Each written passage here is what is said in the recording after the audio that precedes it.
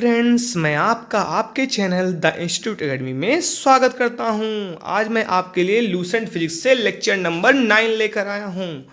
8 lecture मैंने पहले ही upload कर दिए हैं। यदि आप लोगों ने नहीं देखे हैं तो उन लेक्चर्स को आप चैनल की प्लेलिस्ट पे जाकर देख सकते हैं। चलिए क्लास स्टार्ट करते हैं। उससे पहले आपसे निवेदन है, यदि आपने मेरे चैनल को सब्सक्राइब नहीं किया है तो चैनल को सब्सक्राइब करें, लाइक करें, शेयर करें और वीडियो के लास्ट तक बने रहिए। बहुत ही इंटरेस्टिंग है और इससे आपको बहुत सीखने को मिलेगा। चलिए स्टार्ट करते हैं क्लास। पहली हेडिंग क्या है? उपग्रह। उपग्रह को इंग्लिश क्या बोलते हैं? सैटेलाइट बोलते हैं। किसी ग्रह के चारों ओर परिक्रमा करने वाले पिंड को उस ग्रह का उपग्रह कहते हैं। अगर कोई ग्रह है, किसी ग्रह के चारों ओर जो परिक्रमा करता है पिंड, उसे उस ग्रह का उपग्रह कहते हैं। किसी ग्रह के चारों ओर परिक्रमा करने वाले पिंड को उस ग्रह का उपग्रह कहते हैं। जैसे चंद्रमा पृथ्वी का एक उपग्रह है। प्रश्न पूछा जाता है, पृथ्वी का एकमात्र उपग्रह कौन सा है? तो चंद्रमा है। ठीक है फ्रेंड्स, किसी ग्रह के चारों ओर परिक्रमा करने वाले पिंड को उस ग्रह का उपग्रह कहते हैं। जैसे चंद्रमा पृथ्वी का एक उपग्रह है। आगे बढ़ते हैं। उपग्रह की कक्षी चाल, यहाँ पे की होना चाहिए था, गलती से हो गया, यहाँ पे की होगा। ठीक है फ्रेंड्स, की। उपग्रह की कक्षी चाल, orbital speed of A satellite English में बोलते हैं। क्या बोलते हैं? Orbital speed of A satellite. पहला पॉइंट क्या है? उपग्रह की कक्षी चाल उसकी पृथ्वी तल से ऊंचाई पर निर्भर करती है। उपग्रह की जो कक्षी चाल है उसकी पृथ्वी तल से ऊंचाई पर निर्भर करती है। उपग्रह पृथ्वी तल से जितना अधिक दूर होगा, उपग्रह पृथ्वी तल से जितना अधिक दूर होगा उतनी ही उसकी चाल कम हो जाएगी। यानी जितनी दूर उपग्रह होगा उसकी चाल उतनी ही क्या हो जाएगी? कम हो जाएगी। फिर से देख लो, उपग्रह की कक्षी चाल उसकी पृथ्वी तल से ऊंचाई पर निर्भर करती है। उपग्रह पृथ्वी तल से जितना अधिक दूर होगा उतनी ही उसकी चाल कम हो जाएगी। चलिए नेक्स्ट पॉइंट देखते हैं। उपग्रह की कक्षी चाल उसके द्रव्यमान पर निर्भर नहीं करती है। उपग्रह की जो कक्षी चाल है उसके द्रव्यमान पर निर्भर नहीं करती है। मतलब अगर 50 किलोग्राम का उपग्रह है या 100 kg का है या यानी कुछ भी हो, उस पर डिपेंड नहीं करता है उसकी चाल, कक्षी चाल। ठीक है फ्रेंड्स, तो क्या है? उपग्रह की कक्षी चाल उसके द्रव्यमान पर निर्भर नहीं करती है। एक ही त्रिज्या के कक्षा में भिन्न भिन्न द्रव्यमानों की उपग्रहों की चाल समान होगी। बहुत ही महत्वपूर्ण पॉइंट है। एक ही त्रिज्या के कक्षा में भिन्न भिन्न द्रव्यमानों के उपग्रहों की चाल क्या होगी? समान होगी। मतलब कोई भी द्रव्यमान 50 किलो वाला उपग्रह है, 10 किलो वाला उपग्रह है, दोनों अगर एक ही कक्षा में, एक ही समान त्रिज्या की कक्षा में अगर चक्कर लगा रहे हैं तो उन दोनों की चाल क्या होगी? समान होगी। फिर से देख लो, उपग्रह की कक्षी चाल उसके द्रव्यमान पर निर्भर नहीं करती है। एक ही त्रिज्या के कक्षा में भिन्न भिन्न द्रव्यमानों के उपग्रहों की चाल समान होगी। ठीक है, आगे देखते हैं नोट में क्या दिया है। पृथ्वी तल के अति निकट चक्कर लगाने वाले उपग्रह की कक्षी चाल लगभग 8 किलोमीटर प्रति सेकंड होती है। पृथ्वी तल के अति निकट चक्कर लगाने वाले उपग्रह की कक्षी चाल लगभग 8 किलोमीटर प्रति सेकंड होती है। कितनी होती है? 8 किलोमीटर प्रति सेकंड। पृथ्वी तल के अति निकट चक्कर लगाने वाले उपग्रह की कक्षी चाल लगभग 8 किलोमीटर प्रति सेकंड होती है। चलिए आगे बढ़ते हैं। उपग्रह का परिक्रमण काल, period of revolution of A satellite, क्या है? देखते हैं ये क्या होता है। उपग्रह का परिक्रमण काल, उपग्रह अपनी कक्षा में पृथ्वी का एक चक्कर जितने समय में लगाता है, उपग्रह अपनी कक्षा में क्या कह रहे हैं? अपनी कक्षा में पृथ्वी का एक चक्कर जितने समय में लगाता है उससे उसका परिक्रमण काल कहते हैं। बहुत ही महत्वपूर्ण चीज है। उपग्रह का परिक्रमण काल क्या है? उपग्रह अपनी कक्षा में पृथ्वी का एक चक्कर जितने समय में लगाता है उसे उसका परिक्रमण काल कहते हैं। अतः परिक्रमण काल बराबर कक्षा की परिधि अपॉन कक्षीय चाल। क्या होता है परिक्रमण काल? उपग्रह अपनी कक्षा में पृथ्वी का एक चक्कर जितने समय में लगाता है उसे क्या कहते हैं? उस उपग्रह का परिक्रमण काल कहते हैं। परिक्रमण काल का सूत्र क्या होता है? परिक्रमण काल बराबर कक्षा की परिधि अपॉन कक्षीय चाल। कक्षा की परिधि अपॉन कक्षीय चाल किसका सूत्र होता है? परिक्रमण काल का सूत्र होता है। परिक्रमण काल बराबर कक्षा की परिधि अपॉन कक्षीय चाल। चलिए आगे बढ़ते हैं। अब देखिए ये क्या दिया है, पॉइंट्स कुछ दिए हैं, देख लीजिए। उपग्रह का परिक्रमण काल भी केवल उसकी पृथ्वी तल से ऊंचाई पर निर्भर करता है। जो उपग्रह का परिक्रमण काल भी है केवल उसकी पृथ्वी तल से ऊंचाई पर ही निर्भर करता है। जैसे कच्छी चाल थी वो भी क्या करती थी, उसकी पृथ्वी तल से ऊंचाई पर निर्भर करती थी ना, वैसे ही सेम उपग्रह का परिक्रमण काल भी केवल उसकी पृथ्वी तल से ऊंचाई पर निर्भर करता है। और उपग्रह जितना अधिक दूर होगा उतना ही अधिक उसका क्या होगा, परिक्रमण काल होगा। मतलब ये देखो सीधी सी बात है, कोई उपग्रह है अगर दूर है तो उसकी कच्छी चाल क्या होगी, धीमी होगी, कम होगी। जब कच्छी चाल धीमी होगी तो उपग्रह क्या करेगा, धीरे धीरे घूमेगा, धीरे धीरे धीरे बिल्कुल। तो क्या होगा, जो टाइम पीरियड है वो भी ज़्यादा लगेगा ना। तो वही कह रहे हैं, उपग्रह का परिक्रमण काल भी केवल उसकी पृथ्वी तल से ऊंचाई पर निर्भर करता है और उपग्रह जितना अधिक दूर होता है उतना ही अधिक उसका परिक्रमण काल होता है। ठीक है। और कच्छी चाल क्या होगी, अगर मान लीजिए उपग्रह दूर है पृथ्वी तल से तो कच्छी चाल क्या होगी, कम होगी, परिक्रमण काल अधिक होगा। चलिए आगे देखते हैं। यानी कच्छी चाल के जस्ट अपोजिट होता है समय। आप जानते हो चाल बराबर दूरी बटे समय होता है, चाल बराबर दूरी बटे समय, चाल का उल्टा समय होता है दूरी, और समय का उल्टा चाल होती है। तो चलिए आगे देखते हैं। उपग्रह का परिक्रमण काल उसके द्रव्यमान पर निर्भर नहीं करता है। क्या कह रहे हैं, उपग्रह का जो परिक्रमण काल है उसके द्रव्यमान पर निर्भर नहीं करता है। यही सेम था वहां भी कच्छी चाल में। चीज देख लीजिए, कच्छी चाल में क्या था, कच्छी चाल भी क्या होते, द्रव्यमान पर निर्भर नहीं करती है। देखिए फ्रेंड, देखिए यहाँ पे दिया है ना, उपग्रह की कच्छी चाल उसके द्रव्यमान पर निर्भर नहीं करती है। इसी प्रकार उपग्रह का परिक्रमण काल भी उसके द्रव्यमान पर निर्भर नहीं करता है। चलिए नोट में देखिए क्या लिखा है। पृथ्वी के अति निकट चक्कर लगाने वाले उपग्रह का परिक्रमण काल 1 घंटा 24 मिनट होता है।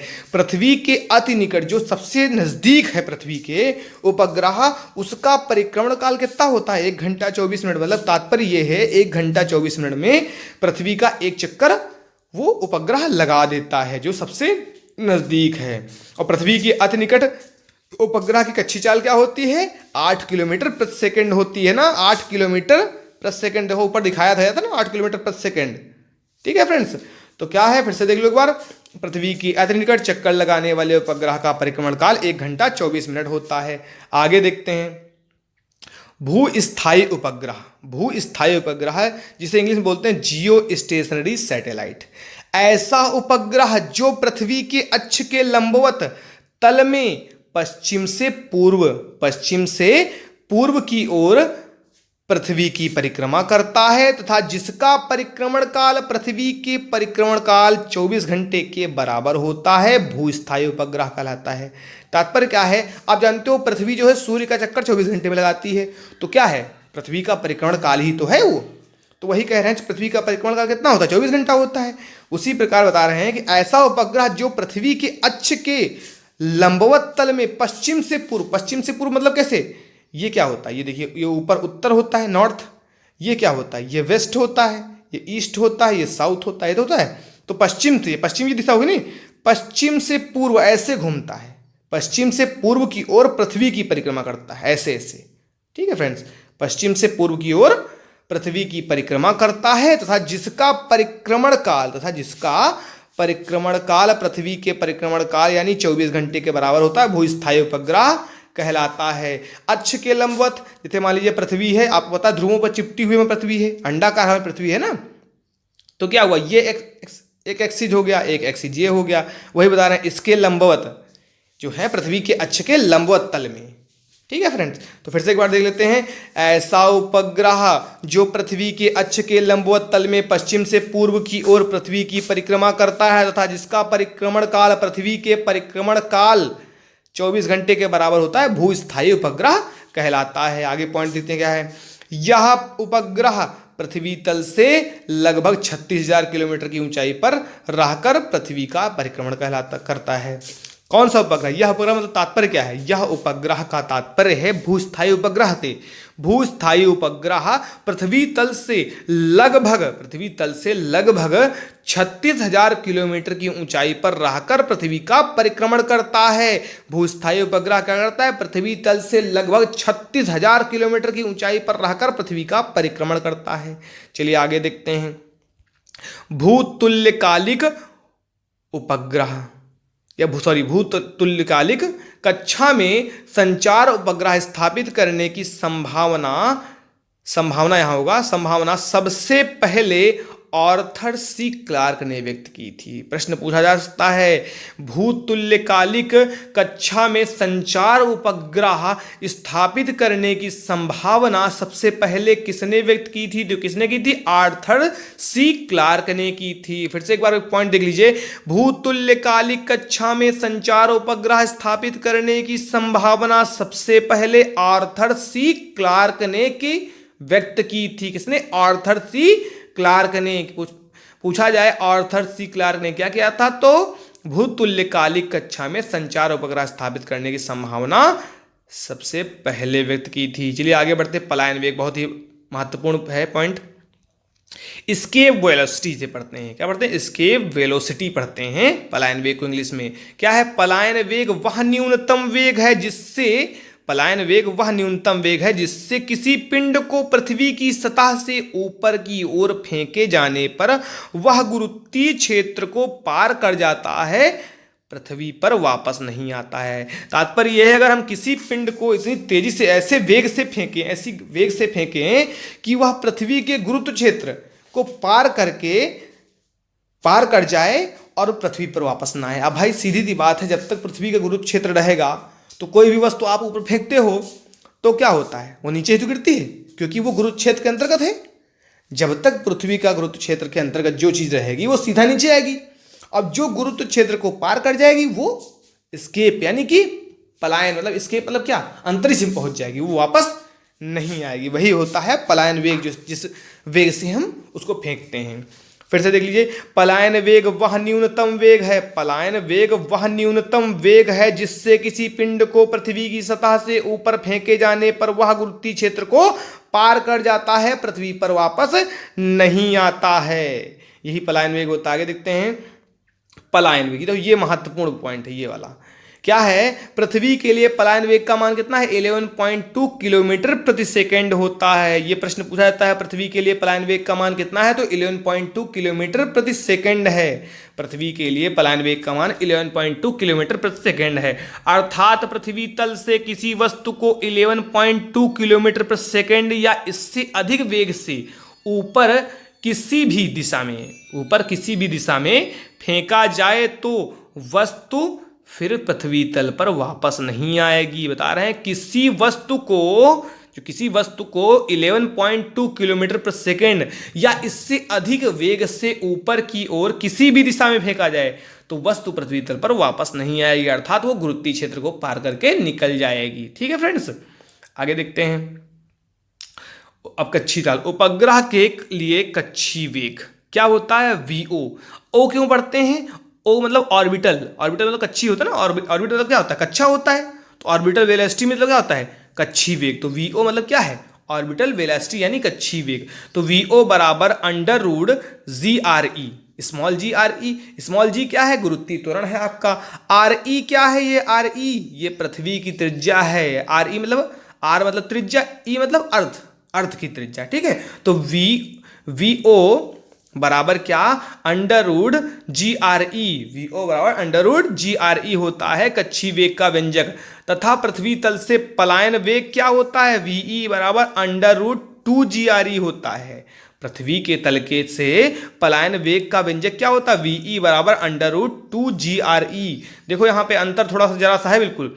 उपग्रह के लिए कक्षी वेग क्या होता है? VO बराबर √GRE। और पृथ्वी तल से पलायन वेग क्या व्यंजक क्या होता है? VE बराबर √2GRE।